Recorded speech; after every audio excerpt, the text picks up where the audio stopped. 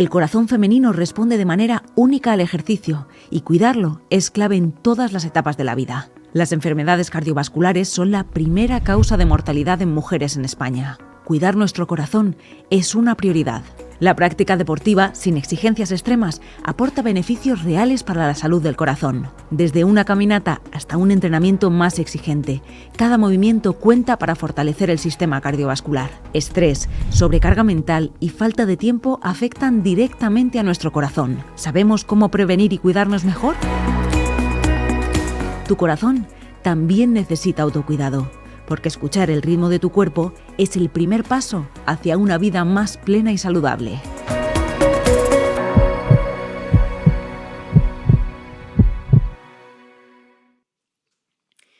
Muy buenas tardes a todos y bienvenidos a este Summit Deporte, Mujer y Corazón, organizado por Women's Sports Institute y 20 Minutos, junto con HM-CIEC, el Centro Integral de Enfermedades Cardiovasculares de HM Hospitales, y con la colaboración de la Fundación Española del Corazón.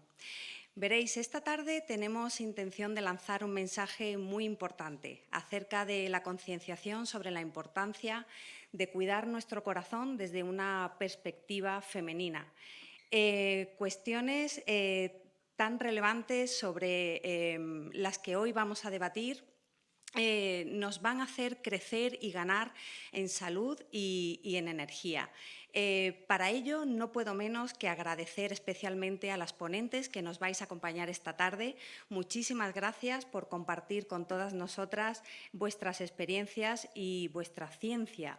Muchísimas gracias, por supuesto, a todos los asistentes y, cómo no, muchísimas gracias a HM Hospitales por haber organizado junto con nosotras este evento y este encuentro tan interesante. Y no quiero ocupar mucho más tiempo y sin más dilación quiero dar paso a Leticia Fernández Friera, nuestra doctora, directora de HM-CIEC. Muchísimas gracias.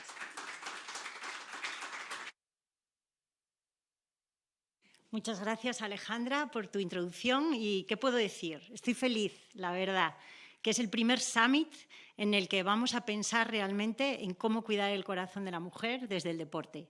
En HM-CIEC estamos encantados de organizar este acto junto con vosotros, el Instituto de Deporte de la Mujer, y con el apoyo de la Fundación Española del Corazón, que siempre es un sello muy importante, ¿no? Entonces, yo me gustaría hoy, que tenemos unos panelistas espectaculares y una tarde que vamos a aprender un montón de cosas, que os llevéis a casa una única cosa diferente que vais a hacer mañana y que hoy no hacíais. Yo creo que con eso nos conformamos.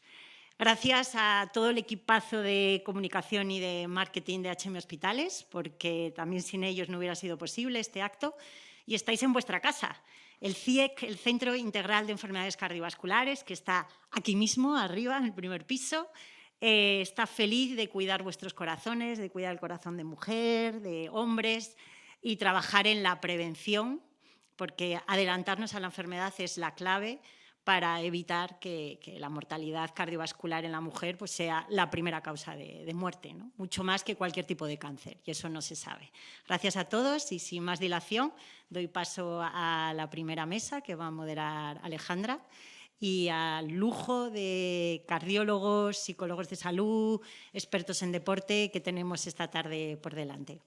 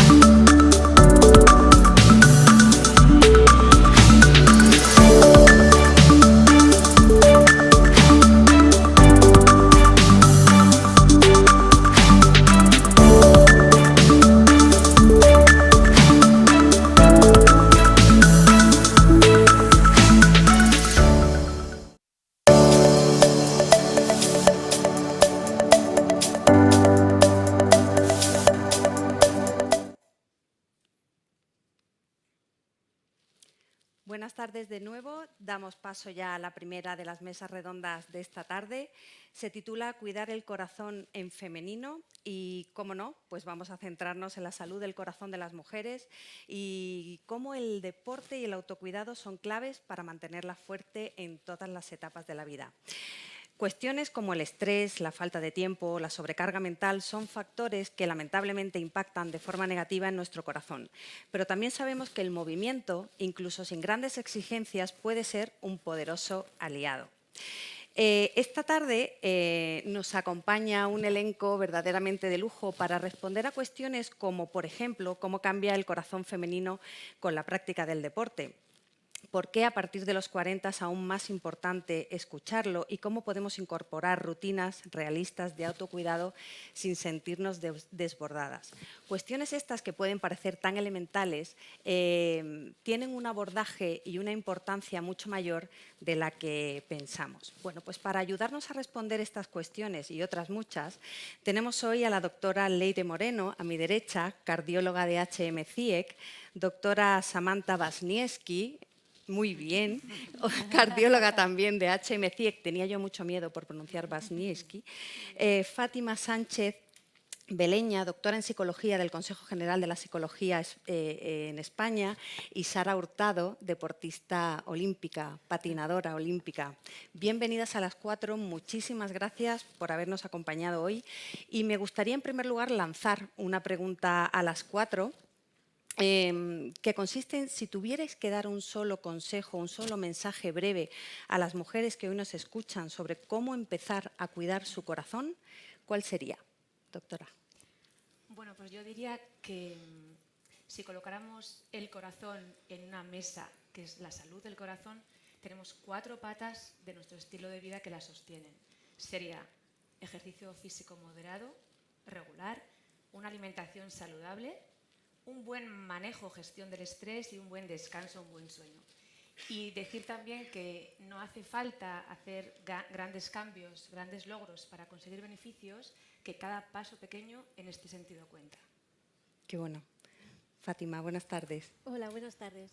Pues totalmente de acuerdo con la compañera y yo diría que cualquier forma de movimiento tiene que ser innegociable al nivel de acciones pequeñas que están insertadas dentro de nuestro día a día, como lavarnos los dientes y la ducha diaria, que no nos cuestionamos si lo hacemos porque nos apetezca, si no lo hacemos porque es innegociable.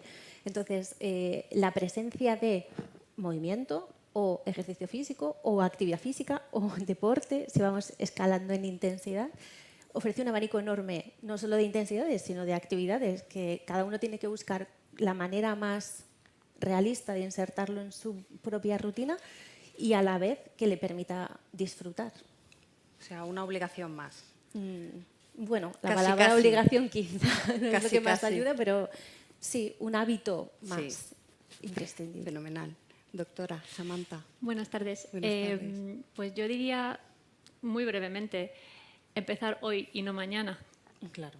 Todo esto que estamos comentando y escuchar el corazón. Escuchar el corazón, escuchar si hay síntomas, consultar si hace falta y hacer todo de forma progresiva. No querer empezar desde el nivel más alto, sino poquito a poco. Que bueno, ya van apareciendo las primeras cuestiones importantes si hay síntomas. Luego iremos viendo cuáles son esos síntomas o cuáles son esas señales o líneas rojas de alarma a las que hay que estar muy pendientes. Sara, ¿tú qué nos dirías desde tu punto de vista de la práctica del deporte de alto nivel? Sí, yo diría un poco más como ellas, que yo para mí el deporte me ha enseñado a prevenir antes. O sea, no esperar a tener un problema grave para prestar atención a la salud del corazón. O sea, no esperes a tener un síntoma muy leve para cuidarte, básicamente. Vosotras, además, en vuestra planificación de los calendarios deportivos de alto rendimiento, siempre hay como una parada en boxes obligatoria en forma de chequeo previo que está marcado también en el calendario, ¿verdad? Igual que una competición deportiva, pues el chequeo, esto creo que es ineludible. Sí, forma parte del entrenamiento invisible, ¿no? El cuidarte. Pretemporada y durante temporada siempre solemos hacer 2 chequeos médicos, cuanto más completos mejor, Y ahí es donde sacas toda la información de dónde está tu cuerpo, cuál es tu debilidad, cuál es tu fortaleza, qué tienes que cuidar más, qué no, conocerte mejor, que es súper, súper importante.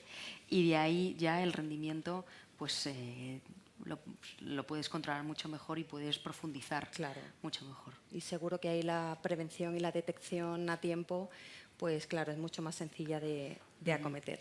Y ahora vuelvo contigo, doctora Leire. ¿En qué se diferencia el corazón femenino del masculino? Esto es algo que a mí me sorprendió mucho saberlo, que existen verdaderas diferencias. ¿En qué se diferencia el corazón femenino del masculino en su respuesta al ejercicio? En esta pregunta me va a tocar ser técnica, entonces voy a intentar hacerlo lo más fácil que pueda. Y yo creo que hay dos cosas importantes. Primero, el tamaño del corazón. El tamaño del corazón de la mujer es más pequeño, la cavidad del ventrículo izquierdo, que es el que bombea la sangre oxigenada a todo el cuerpo, es más pequeño, y si es más pequeño, cuando se llena por completo, la cantidad de sangre que llega es menor y, por lo tanto, la cantidad de sangre que es capaz de expulsar en un latido es menor, ¿vale? Entonces, esto se relaciona con el gasto cardíaco, que es la cantidad de sangre oxigenada que el corazón bombea en un minuto para satisfacer lo que nuestro cuerpo necesita. Si yo estoy en reposo ahora, necesito un gasto cardíaco más pequeño que si empiezo a hacer ejercicio físico intenso. Entonces, si en el gasto cardíaco de la mujer es capaz de bombear menos cantidad de sangre, tendrá que latir más veces para, en un minuto, dar la misma cantidad de sangre al cuerpo. Por lo tanto, es normal ver que la frecuencia cardíaca de la mujer aumenta antes durante el entrenamiento que el del hombre. ¿En qué se traduce? Hay doctora, es que yo voy a pasar con mi marido o a correr y cuando él va a 85 latidos por minuto yo voy a 110. Pues puede ser esperable. Es verdad que luego no es hombre y mujer, que cambia según la edad, según el entrenamiento, etcétera, pero eso es un rasgo diferencial. Y luego otro concepto que creo que es importante, porque es un predictor directo de mortalidad y es algo que los deportistas de élite miden mucho, es el consumo máximo de oxígeno. El consumo máximo de oxígeno es la capacidad que nuestro cuerpo tiene de captar y consumir oxígeno, que es la gasolina que necesitamos para funcionar. Entonces, cuanta más capacidad tengamos de consumir ese oxígeno y de aprovecharlo, mayor será nuestra capacidad física. Bien, ¿de qué depende ese consumo de oxígeno? Lógicamente de que el pulmón primero trabaje bien, que coja bien el aire y que se transporte bien en la sangre. Después, que el corazón bombee correctamente la sangre y después que la sangre sea capaz, a través de los glóbulos rojos, de esos de la vida es así que iban cargados de vueltas de oxígeno, por el torrente sanguíneo para transportarlo a los músculos y a todo el organismo. Entonces, como la mujer tiene menos volumen sistólico porque puede bombear menos y también tiene menos concentración de hemoglobina, de glóbulos rojos, nos habíamos fijado todos que en el laboratorio el valor de referencia de hemoglobina es mayor para el hombre que el de la mujer y tiene menos masa muscular, la capacidad de consumir oxígeno de la mujer en valores absolutos será menor que el del hombre. ¿Eso es peor? No. ¿Tenemos que ganar a algún hombre? No. Entonces yo creo que no tenemos que ver eso como límite, porque además la buena noticia es que esto se relaciona directamente con la mortalidad y con el riesgo cardiovascular, pero no en valores absolutos. Esto se ajusta por edad y por sexo. Entonces yo creo que no hay límites de la raza humana. Cada vez vemos que los récords de límites se van superando en cuanto a velocidad, en maratones, en peso y todo. Por tanto, no hay límite para una mujer, sea 40 o 50 o 60 años. El límite depende de uno, de cómo esté entrenada, de cuántos años tenga, qué edad tiene, incluso del estado mental. Entonces, yo creo que todos tenemos que saber que cuanto mayor capacidad aeróbica, mayor capacidad física tengamos, mejor pronóstico vamos a tener cardiovascular y de morir por cualquier causa. Entonces, desde donde nosotros estemos, cuanto más mejoremos, mejor va a ser. Así que yo creo que es ese el límite que tenemos que valorar. Bueno, o sea que hay una conexión corazón, deporte, ejercicio, brutal, que menuda herramienta tan potente. ¿Y cuáles son esos signos de alerta, sobre todo a partir de los 40 años? Esta pregunta prometo que no es interesada, pero a los que tenemos que estar especialmente pendientes. Cuando llegamos a los 40 años ya Hemos hecho muchas cosas, hemos tenido muchos hábitos en el estilo de vida a partir de los 20 que ya impactan a nivel de nuestras arterias. Hemos fumado o no, hemos sido colesterol alto, hemos sido sedentarios. Entonces esto ya empieza a repercutir en nuestra salud arterial. Aparte se junta con esta revolución de la hormonal de la perimenopausia, entonces empezamos a ya tener un poquito más de riesgo. Creo que, como nos ha dicho Sara, no hay que esperar a tener síntomas para consultar, cada uno tiene que ver dónde está, qué ha hecho hasta ahora y también muy importante la carga familiar que tiene, los antecedentes familiares para consultar. Y luego una cosa muy importante que tenemos que aprender todos, pacientes, mujeres y profesionales, es que ojito con la mujer, porque los síntomas despistan. Hasta ahora decíamos dolor torácico atípico. Cuando consultaba, pues no todos sabemos que el dolor característico del libro de una angina de pecho o un infarto es una presión fuerte en el pecho, pero una mujer a veces no es así y tiene unas cosas pues que no te puedes imaginar, a lo mejor que está teniendo un infarto y lo está teniendo. Entonces se nos escapan mujeres, es la realidad. A mí me pasó una señora mayor que me decía que le dolían aquí los ganglios al tocar y yo le decía, ay, pues yo qué sé, será que va a tener una infección y se le había trombosado un stent. Eso, bueno, pues es aprender, ¿no? Yo me disculpé porque digo, es verdad que no me podía imaginar que al tocarte el cuello, pero es verdad que la mujer tiene síntomas muy atípicos y ahora ya también nos recomiendan, en lugar de decir dolor atípico, decir dolor no cardiológico, porque claro, a ver quién se atreve a decir no cardiológico. Claro. Pero bueno, que cualquier síntoma sea, aunque no sea dolor, porque antes era capaz de hacer X esfuerzo y ahora me fatigo, o tengo taquicardias, o hago esfuerzo y me mareo, cualquier cosa que nos llame la atención, un cambio respecto a antes, mejor consultar. Bárbara, yo creo que están quedando unas conclusiones ya más que interesantes. Sara, pues vuelvo contigo casi que por alusiones.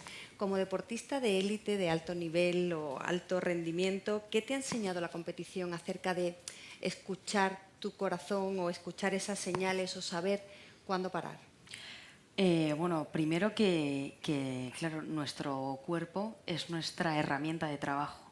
Entonces, siempre estamos súper atentos a, como estoy hoy, a darle una buena gasolina, a dormir bien, a beber bien. Entonces, siempre, o sea, tienes una atención por encima de la media a tus sensaciones físicas. Entonces, siempre estás un poco en alerta en ese sentido.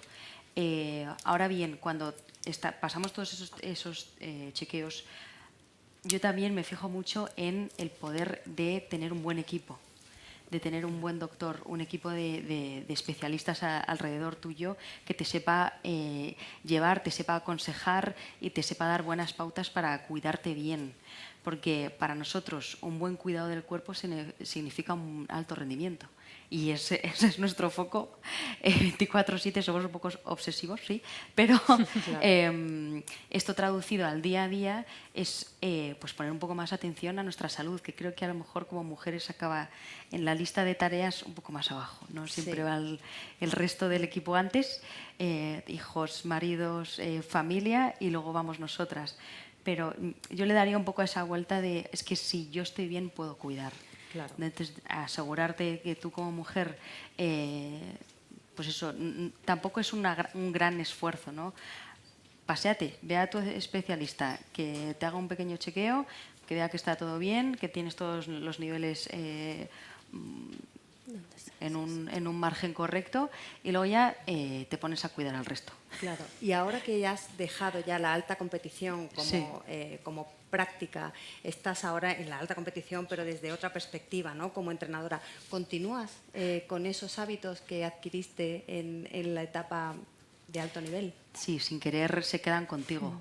Claro. Porque eso, acabas conociéndote tan bien que ya sabes cuánto descanso necesitas, qué tipo de alimentación te viene bien, porque eso también es un mundo, cada persona le viene bien un tipo de alimento o no. O sea, yo, por ejemplo, en mi caso, casi llevo una dieta casi vegetariana por mi tipo de sangre. Cuando era joven tuve un desequilibrio hormonal y mi doctora en ese momento me hizo un buen chequeo, cambié mi dieta y vi una mejora brutal. O sea, casi que respiraba mejor. Yo he sido una deportista asmática, fíjate, y no he tenido ningún problema con el asma, solo tenía que rellenar muchos papeles por el doping, pero bueno, que si te cuidas bien y tienes un buen equipo de profesionales alrededor, cualquier dificultad es fácil de ajustar, de compensar y de poder llevar una vida saludable e incluso llegar a un alto rendimiento sin problema. Claro, qué importante es escuchar mensajes de este tipo porque estamos como muy habituados o tenemos muy interiorizado ese chequeo anual a nivel ginecológico, pero yo creo que de otros aspectos, de otros apartados de la salud no tanto. Y ese verdaderamente es uno de los objetivos de la jornada que estamos teniendo esta tarde, lanzar ese mensaje que consideramos tan sumamente importante. Bueno, pues vamos a continuar, esto está siendo apasionante y bueno, como decía al principio, sabemos que el estrés y la falta de tiempo, bueno, pues son los grandes enemigos del autocuidado. Vamos a hablar ahora, vamos a abrir ese apartado tan relevante de autocuidado. Os vuelvo a lanzar una pregunta a las 4. ¿Cuál creéis que es el mayor obstáculo real para que las mujeres hagan ejercicio? ¿La falta de tiempo, de motivación o de información? No es una pregunta excesivamente técnica, pero sí que nos sirve como introducción de este segundo bloque. Samantha. Pues definitivamente el motivo más citado creo que es la falta de tiempo, tanto en los artículos como en la propia consulta. Te dicen no tengo tiempo. Y las mujeres además tienen una característica que a cierta edad, y digo entre los 30 y los 55, está la generación sándwich, donde no solo tienes que cuidar de tus niños, pero también empiezas a tener que cuidar de tus padres. Y entonces ya para cuidarte a ti falta tiempo. Entonces, el tiempo es un gran problema. Por ejemplo, lo de ser cuidadora, en la consulta también lo he oído muchas veces. Pacientes que dicen, no, es que no me puedo operar porque no puedo... ¿Quién se queda en casa? Y digo, pues Fíjate, que qué sí. barbaridad. Exactamente. No me puedo operar. Sí, sí, sí. Eso no mi puedo... madre lo ha dicho, ¿eh? Eso mi madre lo ha dicho. Sí, sí. Yo en consulta con mi madre, yo he escuchado esto de mi madre y yo diciendo, mamá, ¿estás de verdad? ¿De verdad? Que te está diciendo la doctora que te tienes que operar ya, o sea, que mañana es tarde. Es que septiembre me viene mal. No me viene bien. Me viene mal. Sí, estos ejemplos son yo creo que bastante típicos. Fátima, ¿qué opinas? A mí me gustaría añadir una puntualización porque sí que es cierto que la explicación oficial va vinculada a la falta de tiempo, pero en psicología, y obviamente las mujeres son las principales cuidadoras y si trabajan fuera de casa tienen una doble jornada ocupándose de todas las tareas de casa de forma prototípica y además una triple jornada si hay alguna persona dependiente que puede ser un menor o puede ser un mayor o cualquier otra persona que tenga alguna necesidad que puede ser incluso puntual, ¿no? Alguien en el entorno que se está recuperando de una operación, lo que sea. Esos cuidados suelen recaer también sobre la mujer.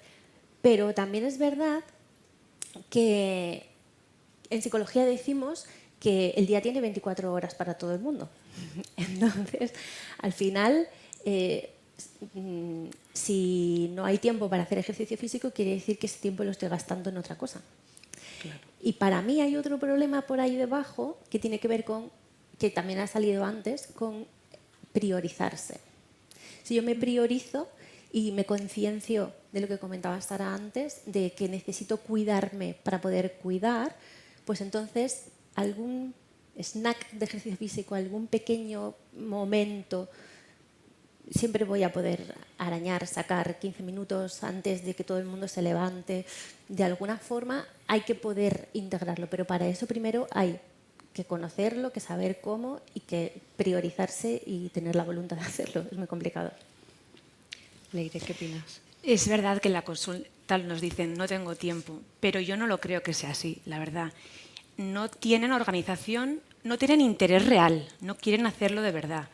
Porque yo, como ejemplo, un amigo me dejó un libro, me da una pereza leerlo y me dijo, ¿cómo te gusta? Pues que no tengo tiempo para leerlo. Y me dijo, déjame tu móvil, a ver cuánto tiempo has estado en redes sociales, a ver cuánto tiempo has estado en el móvil. Y me dio vergüenza. Sí. Entonces, es priorizar. Y primero, para priorizar, tienes que querer hacerlo de verdad.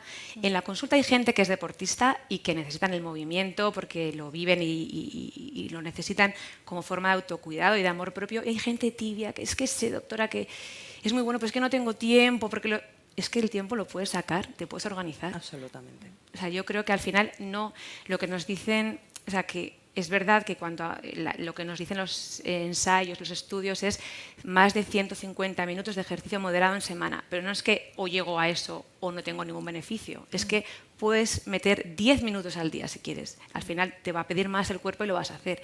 Entonces, no me creo lo del tiempo. Ya. Creo que no hay concienciación real, no hay interés real y no hay un buen plan y una buena organización. Sí, totalmente, yo coincido. Una pequeñita puntualización respecto a esto que decías. Esas recomendaciones estándares de 150 Sí. minutos a la semana serían lo ideal, pero si no puedo alcanzar lo ideal, cualquier forma de ejercicio, de actividad o de movimiento es menos que cero.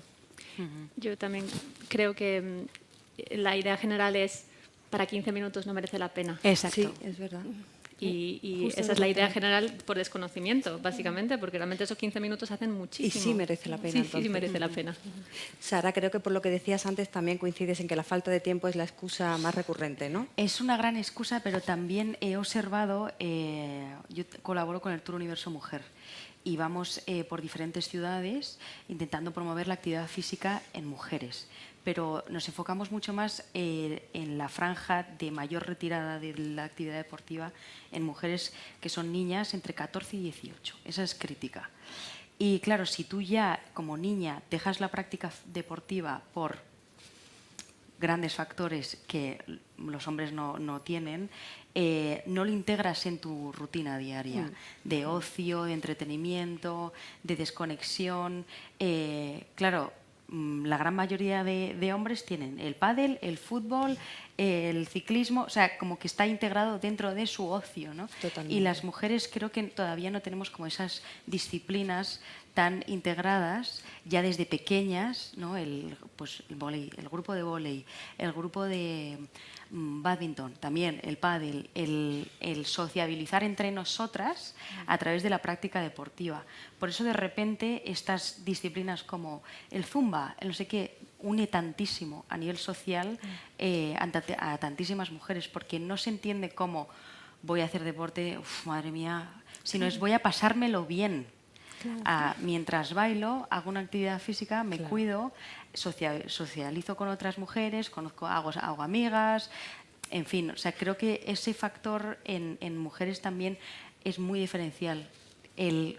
Hacemos más cosas en grupo.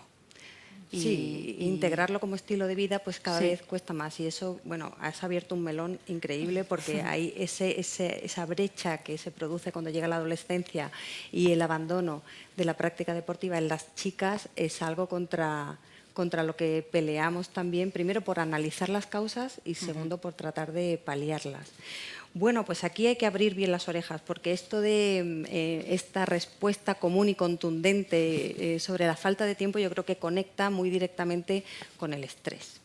El estrés que padecemos todas a diario y yo creo que en grandes dosis. Y ahora voy contigo, doctora Wasniewski. ¿Cómo impacta precisamente el estrés en la salud cardíaca de la mujer? Pues sí que tiene un gran impacto en la salud cardíaca de la mujer, bueno, de los hombres y de las mujeres en este caso, pero cuando el organismo está sometido a un estrés se activan ciertas hormonas. También lo habréis oído, sube el cortisol, sube la adrenalina, todas esas hormonas son buenas, las necesitamos para el momento agudo, pero si lo mantenemos de forma mantenida, esas hormonas tienen un efecto nocivo. ¿Por qué? Pues porque aumentan la frecuencia cardíaca, aumentan la tensión, todo eso de forma continua es malísimo para el corazón, hablando de forma muy clara.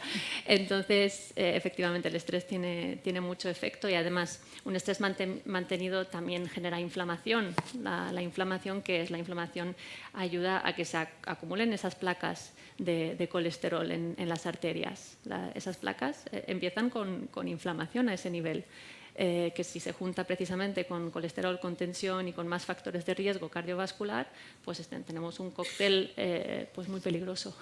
¿Y qué papel juegan los chequeos preventivos? ¿Tendríamos que acostumbrarnos a partir de determinada edad, sobre todo las mujeres, a hacernos un chequeo anual, por ejemplo? 100%. Madre mía. Esto los ginecólogos lo han hecho súper bien y a nosotros todavía nos tenemos que poner las pilas y seguir haciendo estas cosas porque todas estas cosas que he mencionado de tensión alta, azúcar alto, colesterol alto, esas cosas no duelen. Entonces, como no las notas, pues piensas, no está y ya está. Pero eso tiene un efecto acumulativo y a largo plazo tenemos problemas en el corazón. Si lo solucionamos desde el principio, yo siempre le digo, es una inversión a los pacientes, porque muchas veces dicen, es que no quiero tomar pastillas. Claro, porque no es una pastilla que soluciona un cierto dolor o algún malestar del paciente, pero siempre digo que es como una inversión para el futuro, para cuidar nuestros corazones y evitar ese riesgo. Bueno, pues ya sabemos, chequeos periódicos, 1 al año, sobre todo a partir de cierta edad. Ya sabemos que no hay unos síntomas, una sintomatología demasiado clara o demasiado específica a la que podamos atender, así que la alerta yo creo que es buena consejera en este caso. Fátima, y ahora la segunda temática yo creo que más oída en los últimos tiempos, esa carga mental. ¿Cómo afecta la carga mental al corazón o qué técnicas psicológicas podrían ayudar a paliarla? Pues la carga mental es invisible, son esos pensamientos constantes vinculados con tareas pendientes en el día a día, es invisible, pero está colocando constantemente al organismo en un estado de alerta y de hipervigilancia. Entonces, obviamente funciona como un mini estado de estrés constante. Y como ya nos ha explicado la doctora, nuestro organismo tiene la capacidad para disparar cortisol, pero de forma puntual, no de forma sostenida. Entonces, técnicas psicológicas para gestionar la la carga mental, pues la estrategia más eficaz es al final delegar, hacer un listado de cuáles son todas las tareas de las que yo me encargo en el día a día, cuáles son las tareas que sí que podría delegar. Quizá, los niños pueden hacer su mochila para ir a la clase de natación. Al principio no lo van a hacer bien. Al principio es un proceso de aprendizaje. O los niños no lo van a hacer como yo, pero van a terminar haciéndolo. Y poco a poco voy desprendiéndome de todas esas responsabilidades. Y otra gran estrategia es algo que está también muy de moda en la actualidad, que tiene que ver con mindfulness, que es enfocarme en el aquí y en el ahora. Por decirlo de forma muy básica y muy sencilla, pues cuando conduzco, cuando como, cuando converso con alguien, solamente me centro en la conversación. Y poco a poco entrenaremos a nuestro cerebro no a estar en esa estrategia de multitarea constantemente, sino a trabajar más en el foco único. Y todo lo que no tenga que ver con la tarea que estamos haciendo en este momento la dejamos para después, para otro momento. Y de alguna forma es cuidar nuestro bienestar, cuidar nuestra salud y repercutirá también a nuestro corazón, obviamente. O sea que la tranquilidad es entrenable. Y claro, la sensación de calma a través de la meditación, a través del mindfulness, se puede entrenar. Estamos en una sociedad en la que el estrés puede ser no el mal de nuestro día a día, el más frecuente, pero porque también presumimos de esos niveles de estrés. Yo digo, romantizamos esa multitarea, romantizamos ese estrés. Cuando terminamos el trabajo, pues, es que tengo que hacer muchas cosas y tengo que ir a esto. Y es como algo de lo que presumimos. Sí. Y sin embargo, cuando alguien dice, voy a ir a mi casa a prepararme una infusión y a descansar en el sofá, suena chocante y no lo valoramos al mismo nivel. Y esta persona tiene mucha conciencia, autocuidado, todas estas cosas que estamos colocando aquí. Eso es verdad. Entonces, bueno, igual hay que revisar alguna de todas estas cosas que son más sociales, pero que no nos están haciendo tanto bien. Y, doctora Moreno, desde la cardiología y refiriéndonos otra vez a ese estrés crónico del que hablaba Samantha, ¿ese estrés crónico podría llegar a ser tan dañino como otros factores de riesgo a nivel cardiovascular y más clásicos como la hipertensión o el colesterol? La Sociedad Europea de Cardiología ya reconoce el estrés psicosocial como factor de riesgo cardiovascular. ¿Tan dañino? No lo sé, pero es verdad que afecta, como decía Samantha, subiendo el cortisol, subiendo el sistema simpático, estamos muy alerta todo el rato porque vivimos en una amenaza continua. Cuando fuera no hay nada que nos amenace, nosotros es el easy, easy, easy. Y esto es importante porque y si no lo logro, y cuando lo he logrado, y si esto no es lo mejor para mí. Y eso hace que el cortisol esté permanentemente alto y tengamos esta inflamación crónica de bajo grado, que tenemos el cuerpo en llamitas, porque el sistema inmune está activo todo el rato, segregando citoquinas inflamatorias que nos afectan a las arterias y nos afectan a todo. Entonces, es verdad que no sé si es tan importante, pero desde luego lo es, y creo que también es muy importante en potenciar el resto de los factores de riesgo. Es decir, si tenemos estrés y encima somos diabéticos o tenemos el colesterol alto, somos hipertensos, pues esa sinergia todavía hace que esto sea peor. Y Fátima nos ha dado muy buenas pautas de lo de delegar y lo del mindfulness o vivir el momento presente, que ojalá yo lo aprendiera porque yo lo necesito. Yo soy súper nerviosa, pero ahora que estamos hablando del deporte, también con el deporte yo creo que es una muy buena herramienta, porque no tenemos que olvidar que cuerpo-mente es bidireccional. O sea, no solamente el cuerpo manda señales a la mente al cuerpo, sino que el cuerpo a la mente también, ¿no?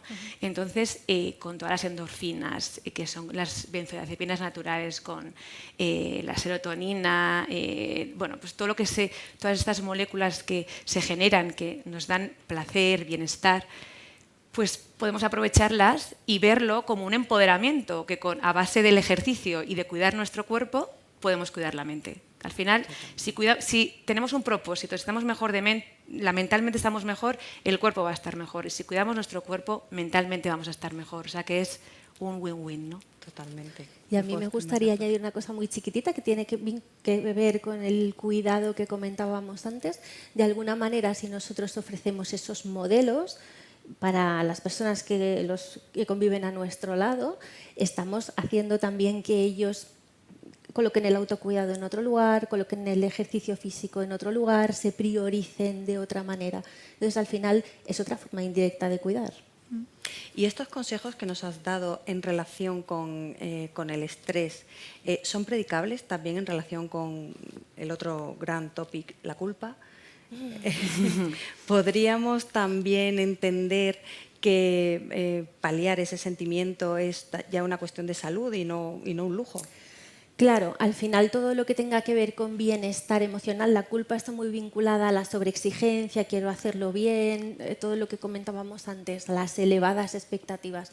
Entonces, todo lo que tiene al final que ver con bienestar no solamente repercute en nosotros, en mejorar nuestros niveles de estrés, sino mejorar el clima familiar, mejorar el lugar desde donde nos podemos relacionar con el otro y mejorar el tipo y la calidad de los cuidados que podemos ofrecer a los demás. Entonces, al final, los beneficios van en muchas direcciones.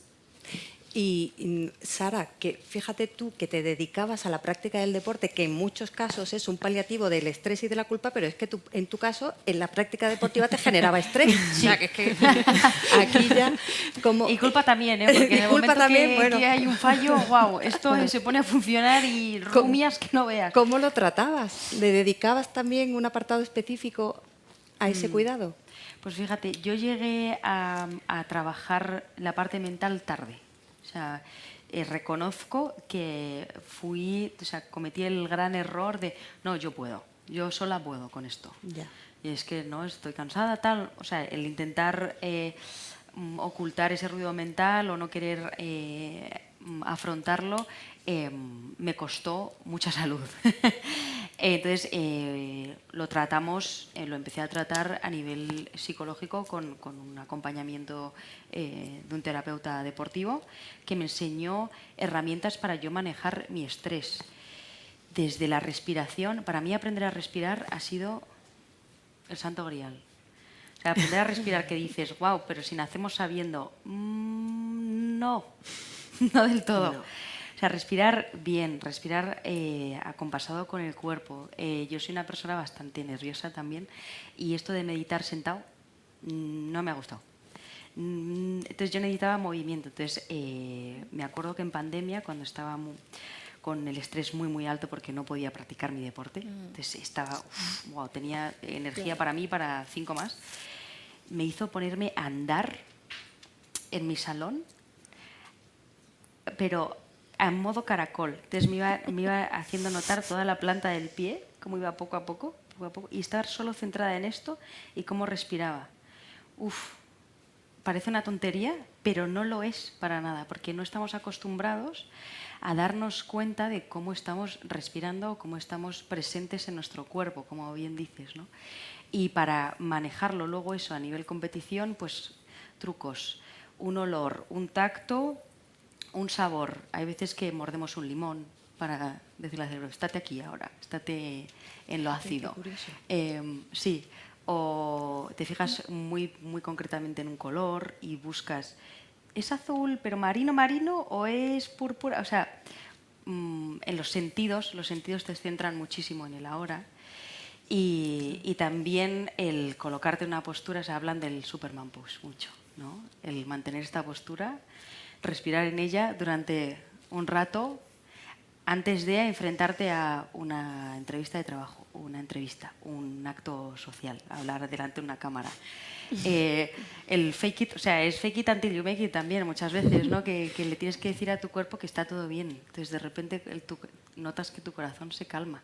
Pero para mí, respirar. Para mí es fácil. Luego te vamos a preguntar tu terapeuta a ver quién es. Estoy Pobrecito fascinada. mío, le da mucho trabajo. Estoy a punto de empezar a coger apuntes, de verdad. Sí. Súper interesante. Decía en la apertura la doctora Fernández Friera que uno de los anhelos, ¿no?, de los propósitos que tiene esta jornada es que a partir de mañana empecemos a hacer algo que hoy no hacemos. Entonces, Samantha, ¿cuáles son esos microhábitos que podríamos adoptar desde ya para cuidar nuestra salud cardiovascular? Además, por supuesto, del ejercicio, que creo que ya ha quedado súper patente que es necesario más que voluntario. Me gusta mucho esa palabra, microhábitos. Sí, microhábitos. No hace falta grandes actos. Con microhábitos pues entendemos cosas como en tu lugar de trabajo, en lugar de coger el ascensor, subir la escalera. O, por ejemplo, esa parada de metro que queda, pues también ir caminando. También descansar bien, dormir bien, dejar las pantallas, por ejemplo, media hora antes de ir a dormir. Eso está visto que uno descansa mucho mejor que si está mirando la pantalla y luego se va a dormir directamente. Comer bien también, convertir todas estas cosas que ya hemos comentado, que son muy sanas, en rutina. En rutina, sí. ¿Hay algún alimento que favorezca la salud cardiovascular en especial o es simplemente dieta mediterránea? A mí me hace mucha gracia el concepto dieta mediterránea porque cada uno lo entiende de la manera que quiere y esto es peligroso. Sí, eso es peligroso. Yo la verdad soy muy defensora de, me quedo con lo que comentaste antes, de la dieta que mejor le sienta a cada uno, porque realmente ahora hay muchas modas. Ahora que huevos sí, ahora huevos no, sí. Ahora hay la leche. Y nos podemos volver locos. Sí. Y realmente es lo que le sienta bien a cada uno, escuchar nuestro propio cuerpo y todo dentro de una, evidentemente, no vas a decir me sientan bien los donuts. Sí, dentro del sentido común. Con sentido común y es verdad que aquí tenemos la suerte de tener una dieta excelente. Solo hace falta mirar el mapa de Europa, la diferencia de riesgo cardiovascular en el mapa europeo y también comparar la alimentación en Estados Unidos o aquí. Bueno, no me voy a meter más allá, pero con sentido común y evitando pues, procesados, evitando grasas saturadas, evitando azúcar. Es que metemos mucho azúcar en nuestro día a día. Sí, a veces hasta sin darnos cuenta.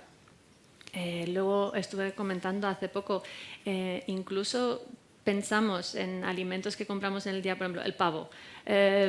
Pues realmente nunca piensas, el pavo es sano. Yo nunca me he parado a mirar cuánto pavo hay en las lonchas de pavo que compramos en cualquier tienda y luego resulta que en función de cuál compres, estás comprando pavo de verdad o realmente es una mezcla de 30% pavo y lo demás es... Claro. Entonces, eso es una cosa que sí que se puede aprender a mirar. Pero también sin volvernos locos. Siempre, yo cuando me preguntan por alimentación es siempre el equilibrio. El equilibrio. podría ser, bueno, pues leer las etiquetas. ¿Y qué piensas de la sal? Porque también he leído mucho sobre la sal. ¿Es mala? ¿Es buena? Depende. ¿Qué opináis? Sí, por regla general siempre aconsejamos evitar la sal en general, porque es verdad que hay muchos alimentos que ya vienen muy salados y muchos alimentos que ya tienen sal y que no hace falta más. Lo que pasa es que una vez que nos acostumbramos a un determinado nivel, pues luego como que tienes sensación de que falta. Y los alimentos sin sal, cada uno por separado también tiene un sabor muy intenso. Pero también depende, porque luego hay personas que, pues eso, chicas jóvenes con tensiones muy bajitas que les tienes que decir, pues sí que echa un poquito de sal en tu comida porque te falta. Pero por regla general sí que acostumbrar el cuerpo. Yo vengo de una casa donde, por ejemplo, no echaban casi sal y no por enfermedad, simplemente pues no se usaba por costumbre y cuando te acostumbras realmente todo te sabe bien, sí. Sí, sí. Porque atrofian a lo mejor el sentido del gusto, a lo mejor la sal o el azúcar. Eso es igual que, exactamente, el azúcar también. Es todo cuestión de acostumbrarse, porque cuando nos acostumbramos a un determinado nivel de azúcar, luego nos sabe raro, pero una vez que nos acostumbramos a los sabores reales de los alimentos, son mucho mejores, la verdad. Totalmente. Sí, sí. Lamentablemente estamos llegando al final de nuestro tiempo y ya me gustaría que nos pudiéramos quedar aquí charlando pues un ratito más. De todas formas, no nos vamos todavía. Queda una última pincelada que me gustaría lanzaros también en forma de pregunta. Y bueno, es una recomendación, en definitiva. Si hacemos un resumen o un balance de todo lo que hemos hablado y nos tuviéramos que quedar solamente con algo para lanzar un consejo, ¿cuál sería? Fátima. Pues seleccionar entre todas las formas de actividad física, ejercicio físico, deporte, movimiento, la que más realista sea dentro de mi día a día y la que más me permita disfrutar. Como tónica general. Si lo podemos hacer en comunidad con un grupo de amigas, fenomenal, pero también se puede hacer en familia, propuestas de ocio activo en familia, ir con los niños en bici, un partido en el fin de semana y al final se generan estas sinergias de generar un hábito desde pequeños y ellos hacen también de sostenedores de nuestro propio hábito. Mami, hace mucho que no vamos en bici. Y de alguna manera están promoviendo también nuestra actividad física. Esto me parece súper interesante también porque venimos de una, bueno, pues de una costumbre, de una vida costumbrista en el que todo el ocio lo relacionamos con comer y con beber, ¿no? Con sentarnos alrededor de una mesa. Nadie queda para, oye, pues vámonos a, pues no sé, a beber unos smoothies o a darnos un masaje o al spa. No, es nos vamos a ver, venga, ¿dónde comemos? ¿No? Y, es como... y al final, si nos rodeamos de personas que estén alineadas con los hábitos que queremos mantener dentro de nuestra vida, va a ser mucho más fácil que todos esos hábitos tengan más presencia. Totalmente. Leire. Pues yo diría que tenemos que creer, porque es verdad, y ser conscientes de que un estilo de vida saludable nos va a ayudar a vivir más y a vivir mejor. Y entonces lo más importante para empezar es establecer un plan con unas metas, como ya hice, realistas, pero un poquito retadoras, entendiendo que la meta no va a llegar ya, que es un proceso, inspirarse en este proceso y no en el logro final. Qué bueno eso. Samantha, ¿con qué te quedarías tú? Un poquito en la misma línea, adaptar cada deporte a cada una. Y en caso de dudas preguntar a profesionales, porque eso no tenemos por qué saberlo y no tenemos por qué seguir las modas que hay ahora en redes. Y luego cambiar un poquito el concepto, porque creo que todavía también puede ser que exista la sensación de que el deporte es para adelgazar o para verse bien, ¿no? Estética o para subir la foto a Instagram, pero realmente es igual de importante pues eso, que ir a la revisión de ginecología, que ir al dentista y que ir a todas estas cosas que tenemos ya interiorizadas. Qué bien. Y Sara, ¿tú con qué te quedarías? Pues yo me quedaría con que menos es más, o sea, que tampoco hay que empezar por grandes cambios, sino que creo que el secreto está en la constancia, en hacer algo por mucho tiempo. y muy continuado, ¿no? Y que tienen de curiosidad, que de repente no saben, que a lo mejor les da por patinar sobre hielo. Oye, que es súper saludable. Sería magnífico. Un fin de semana, una amiga, patinar sobre hielo. Te digo, te lo pasas genial, ¿no? Que siento que hay deporte para todas. Todas. Hay deporte para aburrir, con música, sin música, en exterior, en interior. Y que, oye, que la próxima quedada con una amiga, en vez de sentarte en una terraza, que Madrid es muy bonito andando, ¿sabes? Y, o sea, menos es más. Con ese pequeño detalle de repente pues te empiezas a mover, ¿no? Y de ahí ya pues a lo mejor surge otra cosa. Madre mía, pues qué conversación tan agradable. Yo creo que tenemos además titulares muy destacados. Cuidado con las mujeres, eso me ha encantado. Ojo y mucha atención. Necesidad de chequeos previos, no previos, sino periódicos. Ahí nos tenemos que acercar un poco al Departamento de Ginecología, que lo ha hecho muy bien a nivel de marketing y de lanzamiento de mensajes. El movimiento y el deporte, bueno, eso es algo que lo que estamos todas de acuerdo, y entrenar ese estrés crónico y esa culpa que siempre pues se puede superar. Eso Entrenarlo también para abajo. es un buen reto que yo creo que podemos tener todas. Por lo demás, hasta aquí esta magnífica charla y conversación. Muchísimas gracias, por supuesto, a vosotras 4 por habernos acompañado y a todos vosotros por estar aquí y haber asistido. Damos paso a la siguiente. Muchas gracias.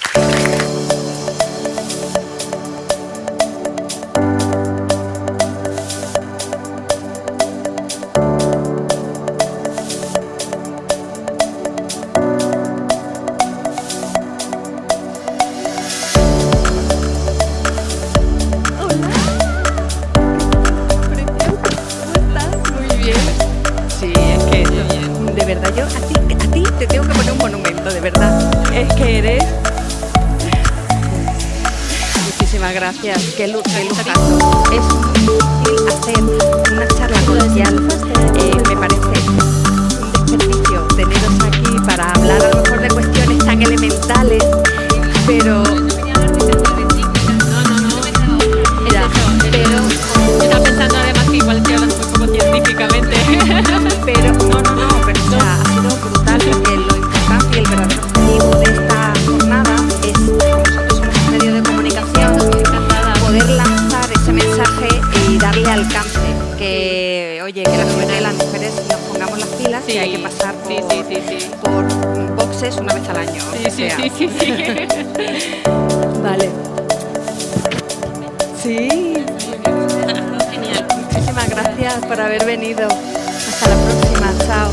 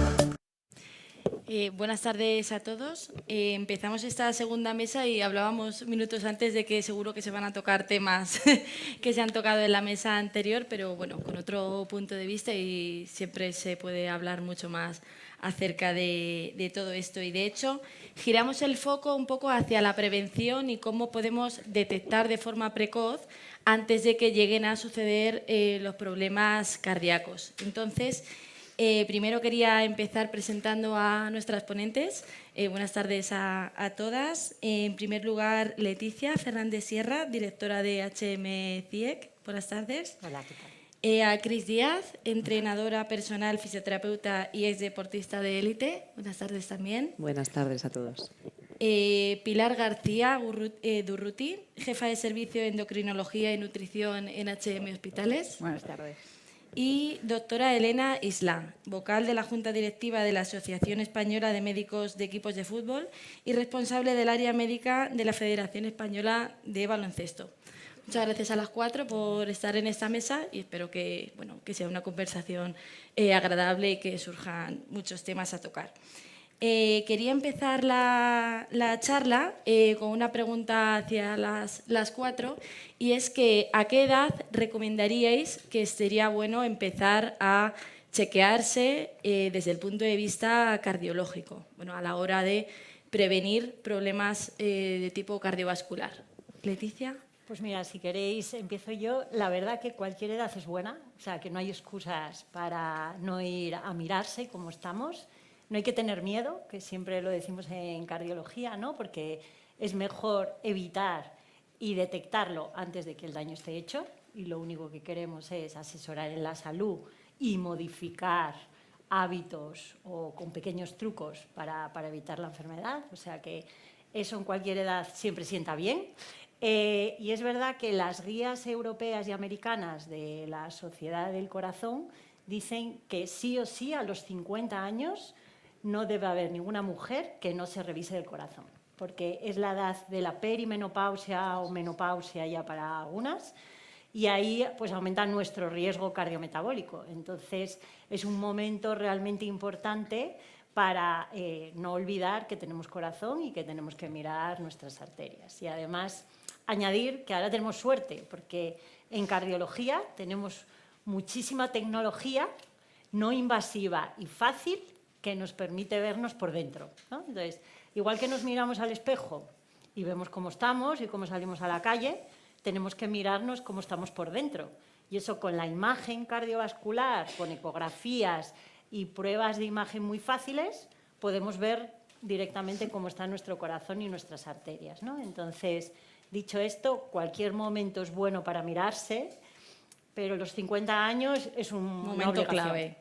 Eso es. Y hablaba hace unos minutos con Pilar que igual pensábamos que los 50 años, esa época de la brecha, ¿no?, que empiezas con la perimenopausia, menopausia, pero que podemos revisarnos también más jóvenes, ¿verdad? Claro que sí. Yo creo que como en todo hay que individualizar, ¿no? Porque hay mujeres que ya sabemos que han sufrido una diabetes gestacional, que es la diabetes que aparece en el embarazo, y que es una diabetes que sabemos que a medio plazo puede progresar a una diabetes tipo 2, ¿no? Entonces, pues a esas mujeres las aconsejamos incluso que se revisen antes. Mujeres que lleven mucho tiempo luchando con un sobrepeso, con una obesidad, mujeres que tengan antecedentes familiares o que ellas padezcan ya una dislipemia. Yo en esas mujeres empezaría antes, porque realmente los cambios hormonales de la mujer empiezan mucho antes de los 50. O sea, a partir ya de los 43, 45 años, cuando nosotros hacemos el análisis para ver cómo está el funcionamiento de esos ovarios, cómo van, ya empiezas a notar síntomas. Bueno, ya empiezas a notar que determinadas hormonas, como la FSH o la LH, que son las hormonas que fabrica nuestra hipófisis y que están vigilando nuestros ovarios, empiezan a estar más elevadas, indicando que ya el ovario no está haciendo un trabajo como el que hacía antaño, ¿no? Entonces, eso lógicamente se traduce en una disminución en la fabricación de estrógenos, que son hormonas que bien sabéis los cardiólogos que nos protegen a las mujeres el corazón durante este periodo fértil, ¿no? Pues completamente de acuerdo. ¿En tu caso, Elena? Bueno, en primer lugar, muchas gracias por la invitación, Alejandra, Women Sport Institute y HM, y además es patrocinador nuestro de la Federación Española de Baloncesto. Y precisamente nosotros empezamos con una prevención más precoz, porque al final trabajamos no solo con las absolutas, sino desde edades más tempranas. Entonces, es verdad que muchas veces nos cuestionamos en qué momento o dónde tengo que llevar al niño realmente a hacer un reconocimiento médico deportivo, porque hay veces que dicen al pediatra, y para eso estamos los médicos del deporte, y hacemos precisamente todo ese chequeo de antecedentes personales, familiares, que es fundamental. A la hora de los fichajes. También trabajo en el Real Madrid y nos encontramos verdaderas sorpresas a la hora de tener que fichar, y lamentablemente hay veces que tenemos que decir que no, que tenemos también al doctor Antona, que también trabaja en HM, y entonces es una herramienta para nosotros también muy valiosa, porque y tenemos que concienciar también a los padres que desde pequeños, evidentemente la sintomatología es fundamental, ¿no? Pero desde las bases nosotros hacemos reconocimientos médico-deportivos para dar el apto o no a la actividad deportiva que comentaban antes en la anterior mesa. Muy bien. Y en tu caso, Cris, ¿ves que las mujeres le dan la misma importancia a empezar a chequearse, cualquier edad? ¿O primero empiezan por entrenar y con eso ya como que prevengo y soluciono todo? Bueno, me sumo al agradecimiento y no, creo que primero hay una falta de concienciación en la prevención de la salud cardiovascular. Parece que hay mucho mensaje sobre otro tipo de prevención, sobre otro tipo de asistencia a otros médicos, pero en general la población nos cuesta darnos esa prioridad. Y el ejercicio ha sido un limitante de cara a poder organizarlo dentro de nuestra agenda diaria, y sigue siendo en muchas personas, pero parece que ya cada vez está más instaurado, y en las mujeres todavía más. Es verdad que le estamos dando prioridad al ejercicio, pero en muchas ocasiones no le damos prioridad a esa prevención. Y especialmente las mujeres intentamos poner el foco en absolutamente todo lo que tenemos alrededor y nos dejamos a nosotras para el último lugar. De hecho, yo en mi experiencia clínica siempre digo que un momento enorme donde las mujeres se adhieren a la actividad física es el embarazo, porque es el único momento en la vida donde ni siquiera lo hacen por ellas, lo hacen porque tienen un bebé dentro, ¿no? Pues quizás es cambiar un poco esa conciencia, el pensar que pues a veces el corazón susurra, ¿no? Y tenemos otra sintomatología que no tiene por qué ser dolor, o no tiene por qué ser un infarto para tener esa prevención, intentar acudir a asistencia de profesionales que puedan dirigirnos y hacer un diagnóstico precoz que nos ayude en el desarrollo de una posible patología, ¿no? Claro, que es al final lo que perseguimos. Entonces, como mensaje es clave que evidentemente todos conocemos esa fase de la edad de los 40, 50 años para empezar a chequearse, pero que cualquier edad, bueno, pues te brinda oportunidades, como puede ser el embarazo o justo los meses después del embarazo, que es cuando ya han pasado como todos los problemas de si desarrollas diabetes gestacional o has hecho hipertensión, llega un momento que ya da salud y eso se corta y no lo vuelves a retomar y va sumando en cada momento de la vida, y luego puede venir el problema cuando ya lo podías haber prevenido con anterioridad. Y en tu caso, Leticia, en el papel de los pacientes, bueno, personas con antecedentes familiares o genéticos de enfermedad cardiovascular, ¿crees que deben empezar antes o cómo podríamos enfocar la prevención cardiovascular en este grupo de pacientes?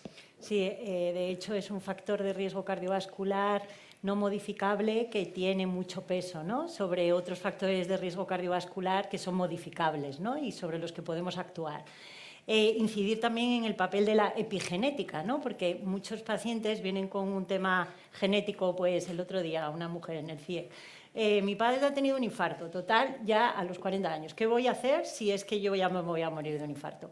Pues no, porque tú puedes modular tu genética si vas cambiando tus hábitos de vida saludables, ¿no? Entonces, sin ninguna duda, estas personas pues ya hacen un check en rojo para hacer una prevención más personalizada y con un seguimiento más establecido, ¿no? Pero también hay que incidir en todos esos otros factores de riesgo cardiovasculares, pues que tiene el 80% de la población, por ejemplo, pues la obesidad, ¿no?, que sabrá bien Pilar, pues en las mujeres es que ronda unos valores que no nos podríamos permitir, ¿no?, y el sedentarismo, 50-60% en España. Entonces, todos esos modulan la genética. Y incidir que tanto si tienes antecedentes familiares como otros factores de riesgo, lo que introducimos hoy en día en los chequeos son pruebas muy sencillas, no hay que tener miedo, que es que parece que voy al chequeo y me van a abrir en canal y me van a sacar algo y qué voy a hacer. Y luego ya verás, es que esto me va a llevar a una espiral de violencia, ¿no?, que decimos. Sí. Y eso no es así, o sea, en buenas manos profesionales, sabiendo lo que hay que hacer y lo que hay que interpretar, pues las pruebas son sencillas, todo el mundo se las puede realizar, no invasivas y con cierta periodicidad. Claro, al final, bueno, pues en definitiva es eso, ¿no? Que aunque cuentes con antecedentes o una enfermedad ya genética, no perder de vista lo básico y lo clásico, que muchas veces puede ser la alarma de cualquier problema, o por lo menos intentar prevenirlo. En tu caso, Pilar, ¿cómo crees que influyen factores como la alimentación, el colesterol o la hipertensión a la hora de hacer estas revisiones más frecuentes? Pues yo creo que son factores determinantes, ¿no? La alimentación ya lo hemos comentado y yo creo que ya hay muchas campañas que nos están ayudando a concienciar a la población que efectivamente, y como habéis dicho en la mesa anterior, no hay una dieta perfecta para todo el mundo, porque eso sería muy fácil para nosotros que estamos todo el día bregando con esta situación, sino que hay que buscar un plan de alimentación para cada persona, que sea realista y que además le siente bien y que además lo pueda hacer y que además, por supuesto, sea saludable, ¿no? Hay que personalizar un poco el tipo de alimentación. Pero aparte de las cosas así como más groseras, ¿no? O sea, fuera ultraprocesados, parece que todos ya nos lo sabemos muy bien, cuáles son los ultraprocesados, fuera refrescos azucarados, fuera azúcar en general, ¿no? Se puede vivir sin tomar azúcar. A mí me lo preguntan mucho los pacientes en la consulta. Yo no tomo azúcar jamás. El azúcar está ya en otros alimentos, no hace falta añadirlo, ¿no? Pero en este país, por ejemplo, hay una cosa con la que yo lucho mucho. Y todavía hay gente, incluso en el entorno profesional, que te mira raro, y es el alcohol. O sea, nosotros tenemos en nuestro país muy normalizado el alcohol. El beber. Y es normal beber vino. ¿Pero cómo que es normal beber vino? No, yo bebo lo normal. Mire, todos los días bebe usted vino, o sea, eso no es lo normal. Entonces, ese es otro hábito que incluso todavía oyes a algún profesional médico que le quita importancia, le resta importancia. Que es hasta estigmatizante lo contrario. Claro, entonces para mí el alcohol es otro factor de riesgo espantoso y en nuestro país la gente bebe todos los días. O sea, no estoy hablando de alcohol de destilados, pero tomarte todos los días 2 vinos y una cerveza, a mí me parece que no es normal. Y evidentemente, si ya te haces chequeos habitualmente y se ha objetivado un nivel de colesterol o de triglicéridos elevado, no digamos un nivel de azúcar por encima de lo normal, aunque sea una intolerancia hidrocarbonada o no llegues a la diabetes. ¿Se ha apagado algo? Sí, ahora. Por supuesto que esos son factores que están generando un riesgo añadido. Un riesgo añadido al que ya tenemos las mujeres porque no podemos evitar en cuanto al envejecimiento, en cuanto al cambio hormonal, en cuanto al estrés de vida. Bueno, esos son difíciles de modificar, pero todos estos que comentamos, claro que tienen una trascendencia para mí infinita.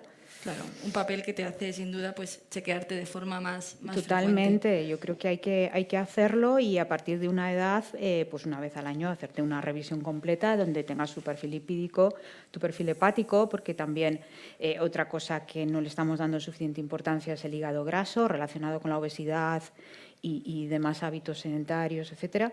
Y todo eso lo podemos detectar con un análisis. Tampoco hace falta, como dice Leticia, meterte en un escáner ni someterte a pruebas agresivas. Pues no hace falta. O sea, yo creo que incluso con un análisis sencillo anual podemos ahí hacer bastante prevención, ¿no? Igual de importante es la prevención, como hablábamos antes de que en las mujeres hay síntomas que nos pueden pasar desapercibidos, ¿no? Que comentaba antes Leire, el que no se presenta de la forma clásica con la presión en el pecho que se va al brazo o lo que sea.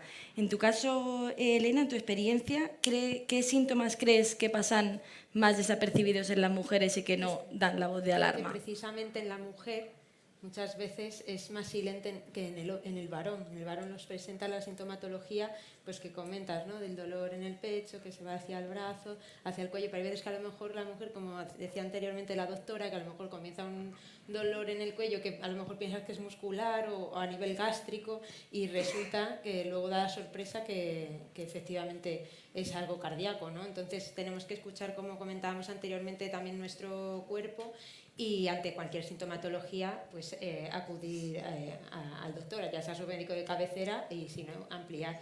Y sobre todo también, como comentaba antes, de los antecedentes familiares, porque tengo pacientes incluso y jugadores que dicen, no, es que mi padre falleció de una muerte súbita, pero es que en casa es un tema tabú, no nos hemos estudiado. Yo digo, pero vamos a ver, como no os habéis estudiado anteriormente, por lo mal y el sufrimiento que han padecido, evitan y como simplemente que es un chequeo de lo que estamos hablando, ¿no? Que es el electrocardiograma fundamental, que al final es, cuando digo, hay veces que de broma cuando estamos a los peques haciendo un electro, dice, te vas a electrocutar, ¿no? Tal, y entonces se queda, pero básicamente es un registro del ritmo de nuestro corazón. Y luego también pues inocuos como el ecocardiograma, que eso sería un paso más, eso ya es más completo, e incluso la prueba de esfuerzo, que allí pues vemos el volumen de oxígeno máximo, la frecuencia cardíaca, ya vas un poco también de cara a nosotros a nivel de entrenamiento, regular también el entrenamiento en función de los umbrales. Y luego también, evidentemente, si notamos o si vemos alguna anomalía durante ese electro, a veces realizamos el Holter 24 horas, más con los cardiólogos, más que con nosotros, pero también importante, ¿no? Entonces, y la analítica, que es lo que hemos comentado. Claro, Ese es el básico más fundamental, ¿no? Sí, a nosotros nos ayuda mucho mujeres a hacer una ecografía vascular, es decir, ver cómo están tus arterias por dentro. Pero es curioso porque ya no solamente para ver su riesgo cardiovascular ante un infarto o un ictus, sino para motivar a las mujeres a cambiar, ¿no? Porque a lo mejor llega alguien con 50 años y tú le dices que sus arterias son como si tuviera 80 años y le ayudas a cambiar.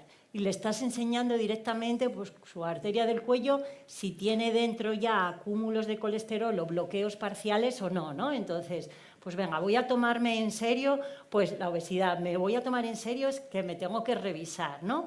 Entonces, nos ayudan también las pruebas, que en mujeres la ecografía vascular pues nos gusta mucho introducirla en especial, porque somos muy obedientes. Muchas veces que no sabemos que lo tenemos que hacer, porque vas a la calle, ¿no?, y preguntas, y es que la mayoría de la gente no sabe que es la primera causa de mortalidad la cardiovascular, ¿no? Publicamos en la Revista Española de Cardiología una encuesta lanzada a población general y el 75% no lo sabían.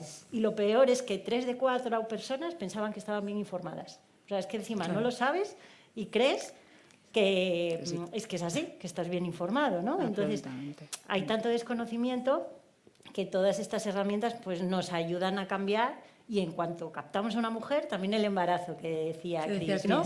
Que es un momento de que trabajamos con los ginecólogos, oye, cáptame a esta mujer, concienciala, que tiene que cuidar su corazón, para que nosotros enviarnos al cardiólogo, la vamos a ver, valorar y de alguna forma pues la vas monitorizando, ¿no? Simplemente eso, que la ecovascular, que estáis todos invitados a que os la hagamos, que veáis que es muy visual y motiva mucho al cambio. De hecho, el proyecto Wake Up de investigación que estamos desarrollando en HM Hospitales y con la Sociedad Española de Cardiología y un montón de ayudas, pues estamos intentando cambiar el estilo de vida de las mujeres a través de enseñarles si tienen placas o bloqueos de colesterol en las arterias. Claro, es que me gustaría señalar 2 mensajes de los que habéis dicho para que queden como marcados. El primero, en tu caso, que pues eso, hacer algo que sea muy visual. No es lo mismo que cuando haces una analítica, lo típico de que ves el asterisco en negrita, en rojo, que a la gente sale colesterol, aunque sea mínimamente elevado, ya sale el asterisco y todo, y eso a la gente le llama la atención y va exigiendo a la consulta el corregir esto. Pero cuando le hablas de placas de ateroma, aterosclerosis, como no es algo visual, tú estás plenamente consciente de que te está entendiendo, pero si ya se lo muestras con una ecografía, ahí está la placa y la arteria tiene este diámetro y ya vas ocupando este cacho, no pasa por ahí bien la sangre, seguramente que impacte mucho más, vamos, sin duda.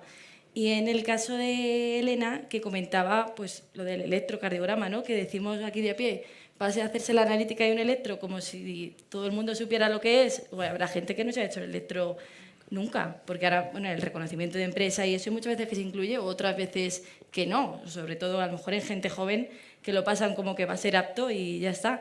Entonces, dar mensajes de qué pruebas son las más sencillas, por ejemplo, pues eso, en la Fundación Española del Corazón, o la toma de tensión, que hay vídeos explicatorios de qué es o sea, cómo se toma correctamente la tensión. No es, vengo de casa de la compra, me pongo el manguito y ahí, claro, les da alta y ya lo anotan.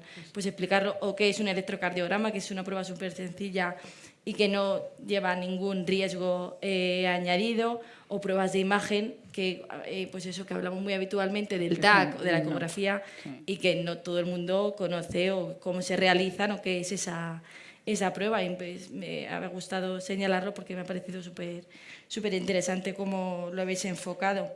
Y entonces, pues no perdiendo de vista el deporte, ¿no?, que es el gran aliado en tema de prevención, me gustaría, Cris, que nos contaras cómo personalizas los entrenamientos de cara a que sean preventivos o no del riesgo cardiovascular en las mujeres que acuden al entrenamiento.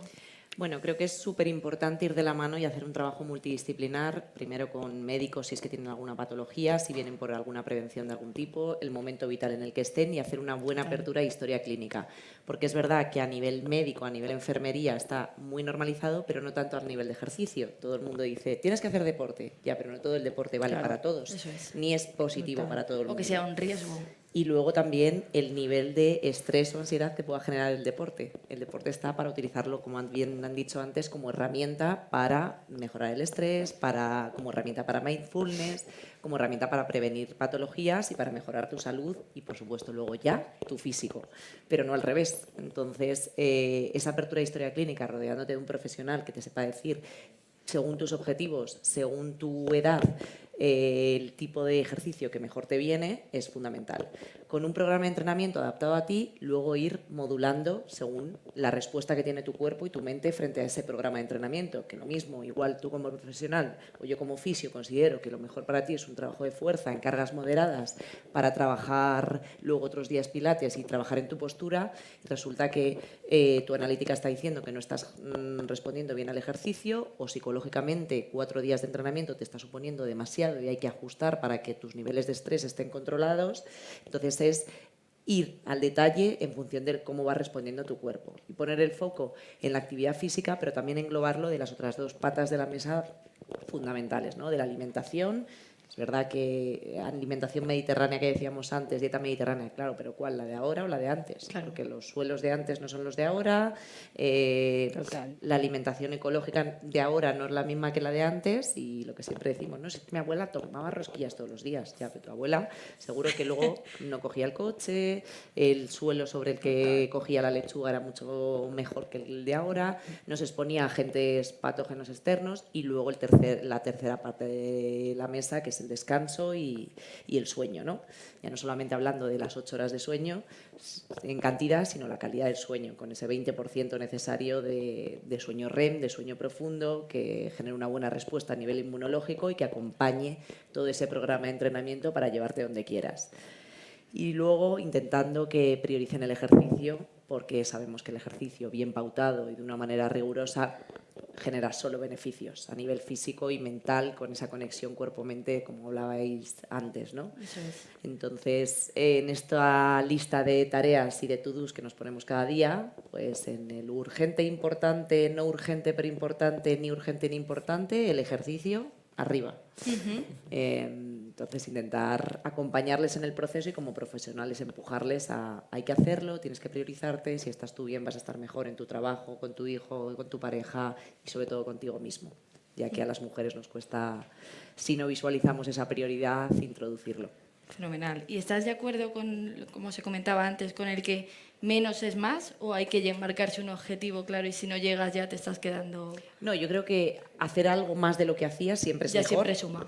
Pero sí que es cierto que es importante tener un objetivo a corto, medio y largo plazo. Y da igual que no seas deportista de élite y que no tengas que correr una maratón en un tiempo. Es que tienes que saber por qué entrenas y cómo, ¿no? ¿Qué quiero esta semana? ¿Qué quiero este mes? ¿Y qué quiero este año de objetivo?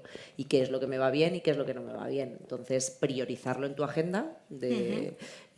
oye, yo este día tengo una reunión, trabajo en este horario, recojo a mi hijo, ceno con mi amiga y qué días entreno y qué entreno. Y en función de eso buscar el equilibrio para intentar cumplir, siempre digo, el 80% de las veces. Si cumples el 80%, para mí está check.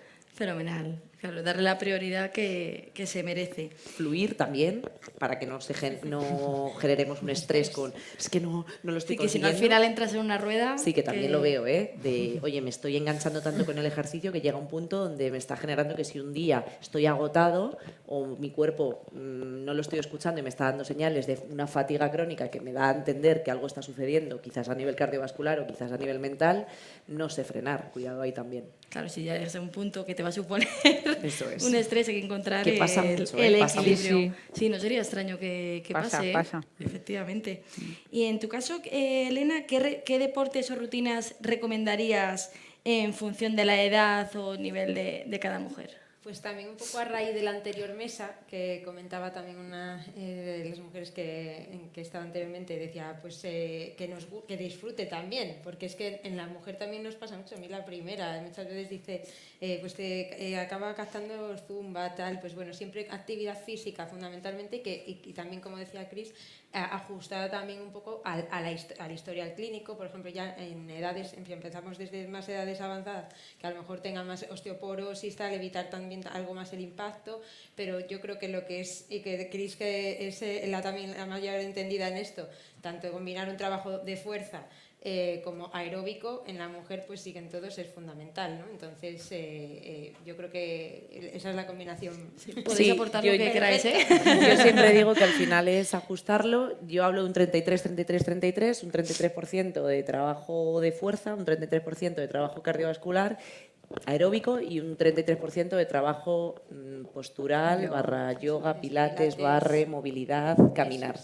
Sobre eso, dependiendo del escenario y del papel que tenga la mujer, de su edad, de su objetivo o del momento vital que viva, pues subo el porcentaje de una cosa u otra. Ahora hay mucha integración de la importancia del trabajo de fuerza, fundamental, clave, súper defensora, pero cuidado con desplazar el resto de trabajo, que también es importante, el trabajo aeróbico y el trabajo postural, ¿no? Claro, eso es.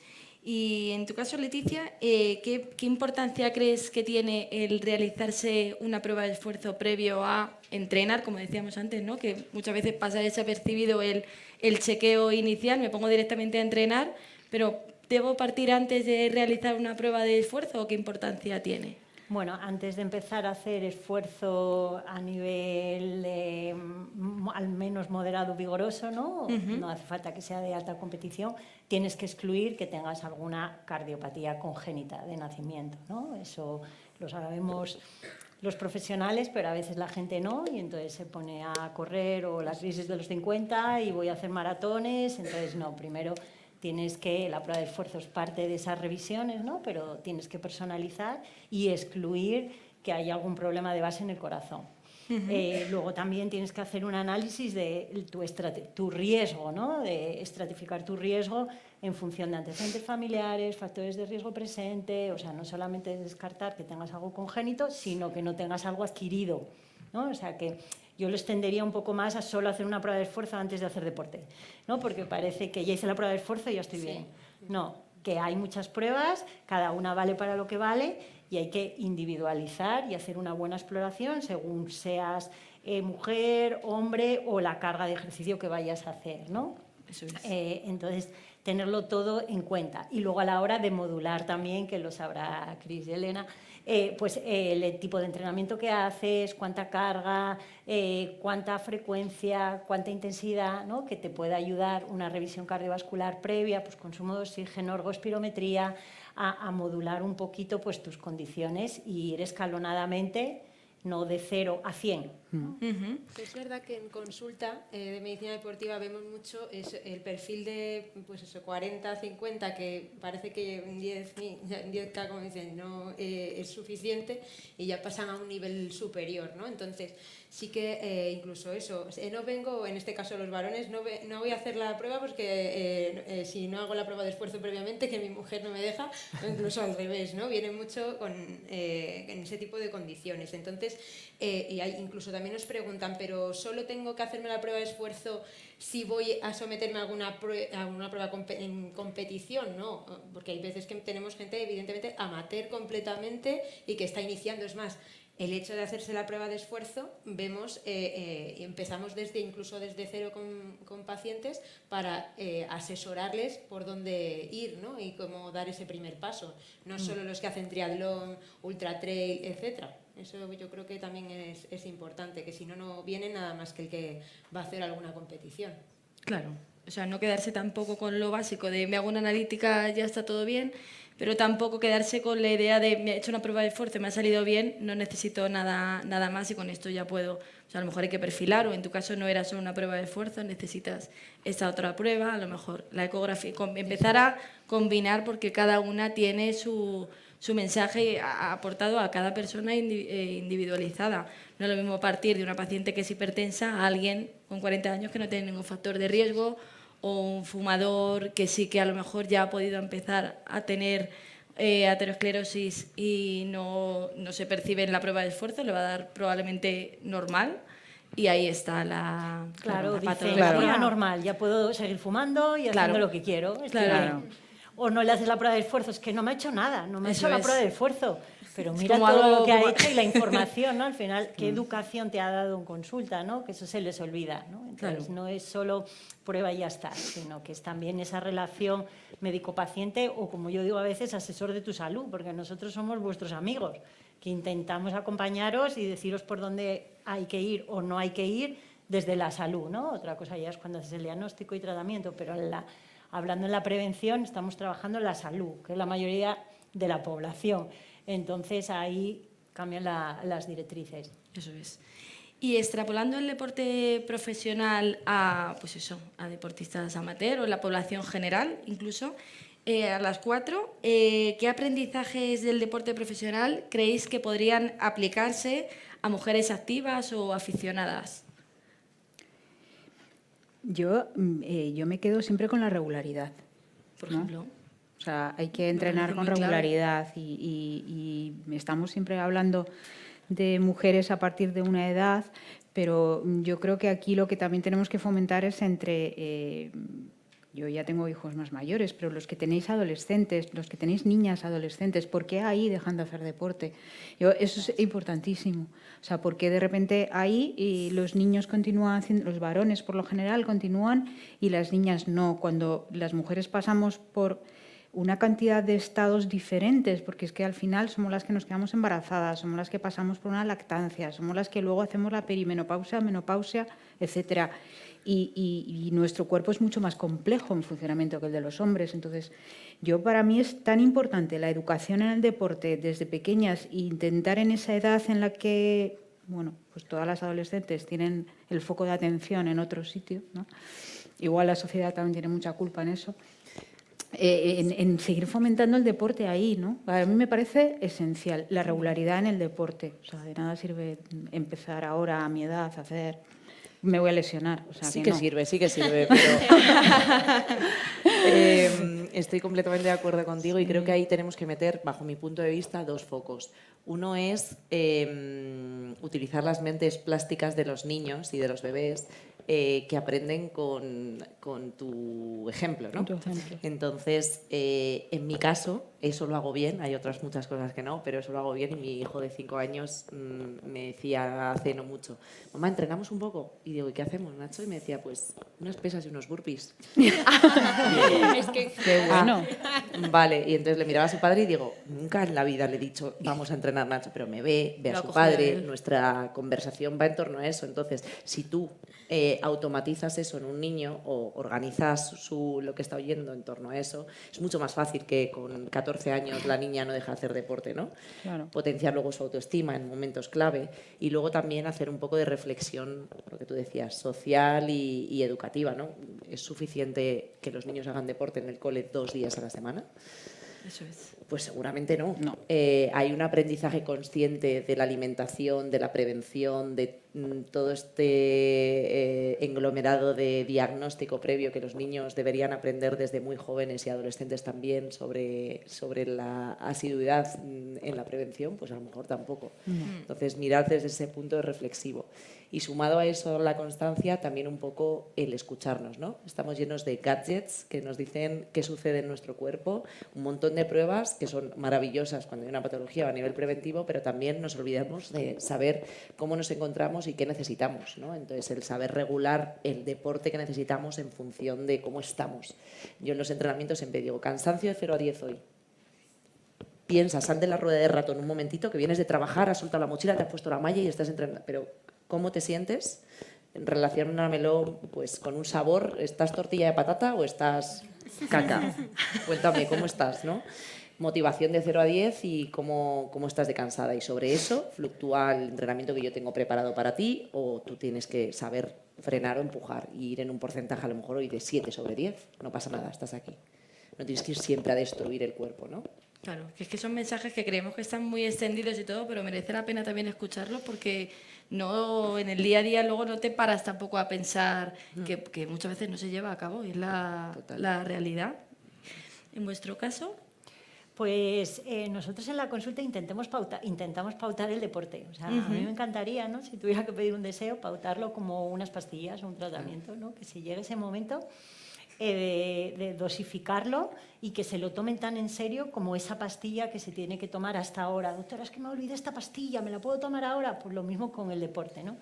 Y trabajar mucho pues, con profesionales que se dedican al deporte. Nosotros, como cardiólogos, a veces no tienes ese tiempo en la consulta para fidelizar a la persona con el deporte y pues, tener pues, esas herramientas que nos ayuden, así como los nutricionistas, los psicólogos de salud, los entrenadores personales, todos esos profesionales que hacen un trabajo enorme sobre el estilo de vida y que pueden ayudar a interiorizarlo, a llevarlo puesto, como decía nuestra compañera, y así pues indirectamente ya estás cuidando tu corazón y ni siquiera te estás dando cuenta de que estás cuidando tu corazón, ¿no? Total, es que llegas, es que eso es fundamental porque nosotros como cardiólogos especialistas endocrinos llegas hasta un punto y hay muchas veces que desconoces todo el ámbito del deporte y que sería fundamental en la consulta de cardiología, ni te cuento, pero en la consulta general también, en cuanto a la prevención. Que te ligas a controlar cada punto de la hipertensión, que no pase de tal, el colesterol, y una cosa básica como es el deporte, pasa totalmente desapercibido o en prácticamente ninguno, salvo que haya pasado por rehabilitación cardíaca y ni eso, muchas veces.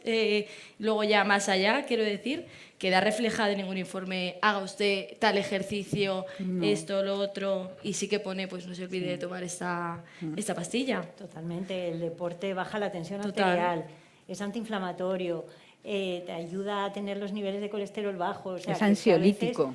Ansiolítico, tienes un montón de fármacos beneficios y dice, no sin hago ningún nada de efecto deporte. secundario. Dice, te ayuda a dormir. Pastillas. Eso es verdad. Total. O sea, sí.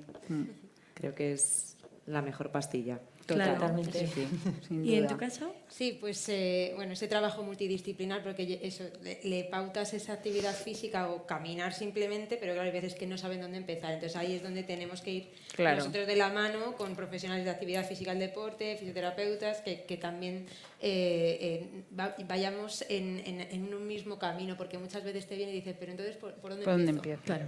Incluso pacientes oncológicos también, que también hemos trabajado con ellos, dicen, ¿por dónde tengo que comenzar, ¿no? Entonces esa parte es fundamental. Y luego lo ligado al deporte de alto rendimiento, que todo lo miráis al milímetro y todo lo cuidamos, sí que esa constancia, esa disciplina, llegar de viaje a las 5 de la mañana y al día siguiente tenemos que ir a entrenar. Entonces ahí también te das cuenta de decir, si ellos están así, pues yo también me tengo que aplicar en mi día a día, ¿no? Yo ahora estoy embarazada, pero también precisamente con más razón tengo que buscar mis momentos en la semana para poderlos tenerlos para mí, y pues aunque sea simplemente esa movilidad o un poquito de fuerza, tal, bien guiado, pues eso es yo creo que el secreto, ¿no? Y que los médicos en este país y en todos tienen mucho poder a nivel de la pauta que dan, ¿no? Y especialmente en algunos grupos de población, en la población senior, en una mujer con menopausia, en una embarazada, te fías absolutamente de lo que te dice tu gine o tu médico de salud de cualquier tipo, y vas a hacerle caso. Entonces, que ellos tengan ese mensaje tan interiorizado nos facilita mucho el trabajo a los que luego tenemos que pautarlo, ¿no? Entonces creo que es súper importante el haber llegado a ese punto de equilibrio y de mensaje común. Claro, es que es importante ver cómo a la hora, extendido, ¿no?, en la población general, a la hora de voy a hacer un ejercicio físico un poco más activo, ¿no?, más de un grado moderado, pues ahí ya me entra el agobio, me voy al cardiólogo, hazme una prueba de esfuerzo, hazme un chequeo y tal. Pero en mujeres jóvenes, en el punto de que están en edad fértil, se puede quedar embarazadas, que es como la prueba de esfuerzo más exigente que existe, porque es al final eso, es demandar mucha más energía a lo largo de 9 meses. Ahí nadie se plantea el voy a hacerme un chequeo, cómo estaré yo, cómo estarán mis arterias o cómo bombea mi corazón la sangre para que me pueda solventar a mí y al bebé. Entonces, bueno. Y además que decimos, ¿no?, que en la menopausia y en la edad gestacional nuestras arterias sufren más, ¿no? Entonces, Claro. Sí, claro. Sí. O sea, que retomando, bueno, pues con lo inicial, el que cualquier franja de edad es buena para hacerse el chequeo. No hay que esperar ni a hacer un deporte mucho más exigente, ni tampoco a llegar a los 50 años porque voy a entrar en la menopausia. Pues aprovechar cada momento para acceder, incluso en la revisión de empresa, pues a lo mejor es el paso inicial para luego ya ha dado esta alteración en el electro. Mi electro es normal, pero quiero revisarme cómo tengo tal tema. O soy fumador y me quiero interesar por dejar de fumar. Pues todo eso, el pedir ayuda. Y me gustaría terminar la mesa con el mensaje que han dado antes nuestras compañeras, que cada una dierais como un consejo clave a la hora de realizar la prevención cardiovascular. ¿Listo? ¿Quién empieza? Yo mismo. Yo ahora estoy muy...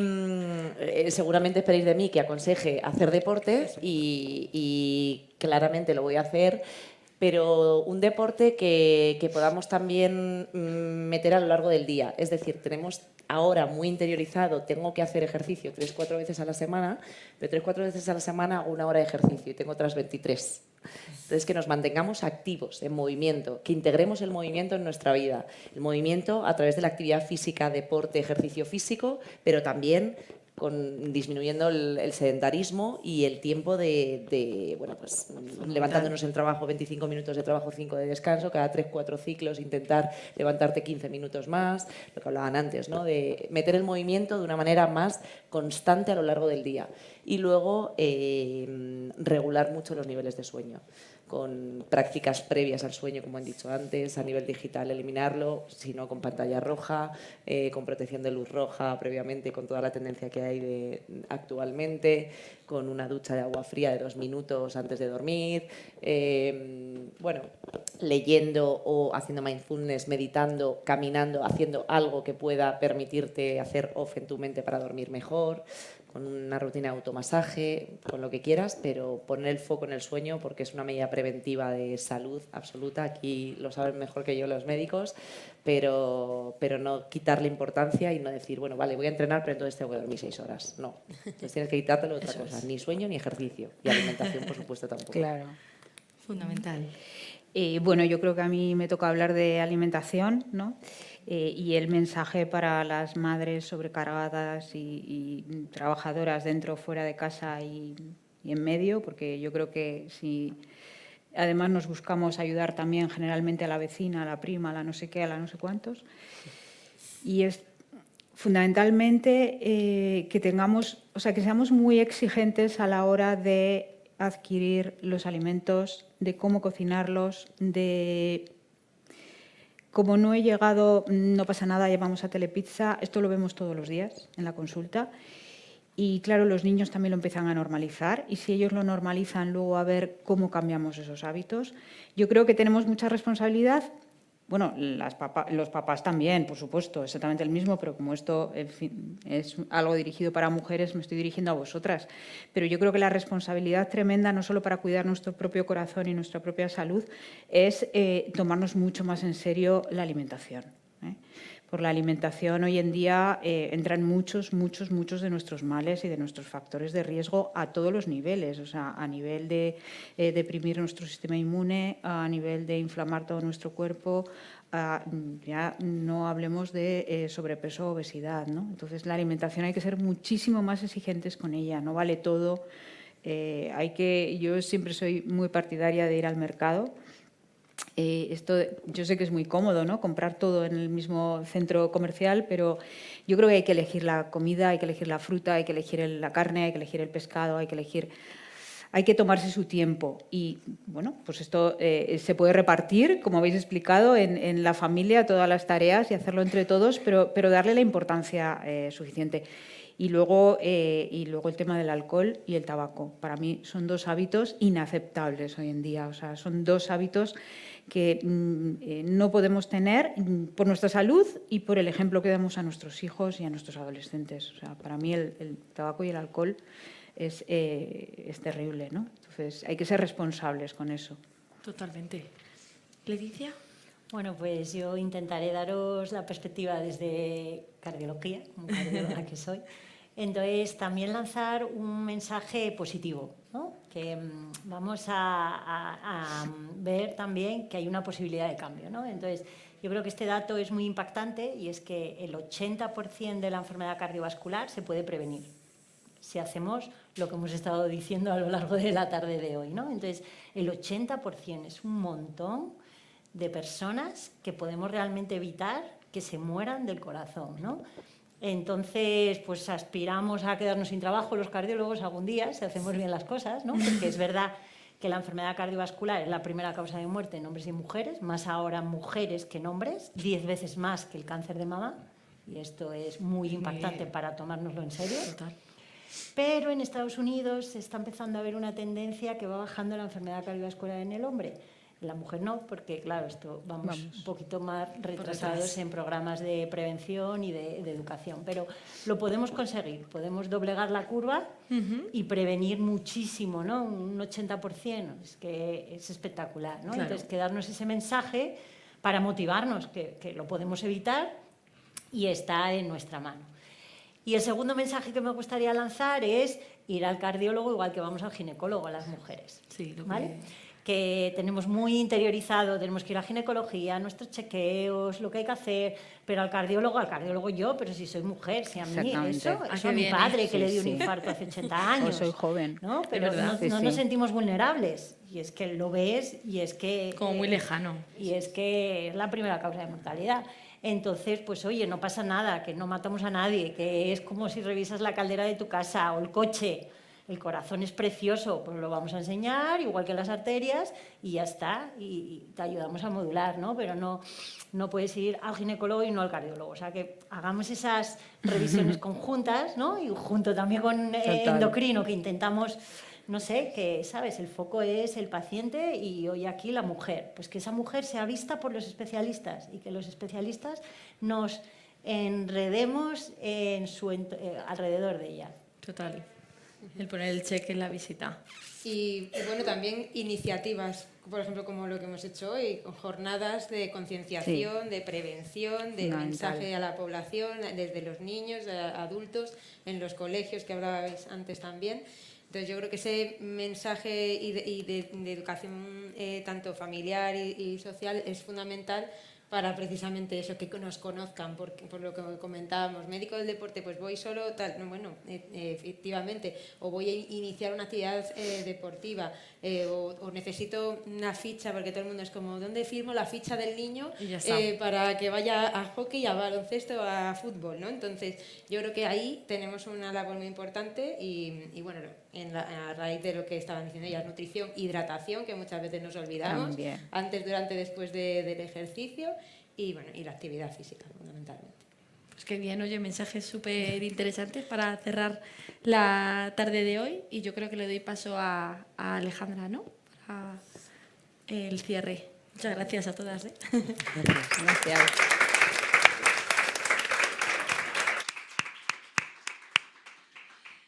Bueno, pues muy brevemente, muchísimas gracias a las ponentes, intervinientes en primer lugar. Ha sido un verdadero placer escucharos. A todos los asistentes, muchísimas gracias por venir y, cómo no, a HM Hospitales y en particular a HM CIEC. Ha sido un verdadero lujo la conformación de esta alianza. Espero que haya sido la primera de muchas. Nosotros, por nuestra parte, nos ponemos raudos a hacer nuestro trabajo. En los próximos días podréis ver el vídeo completo colgado en el canal de YouTube de 20 minutos y mañana le vamos a dar muchísima caña a todas estas conclusiones en nuestra edición impresa y también en la edición digital. Desde WSI seguiremos impulsando todas estas causas que nos parecen primordiales, darles ese alcance y difusión que tenemos en nuestras manos, que podemos hacerlo y estamos súper comprometidos con este tipo de mensajes. Y a todos, que os espero en la próxima. Muchísimas gracias y que tengáis una feliz tarde.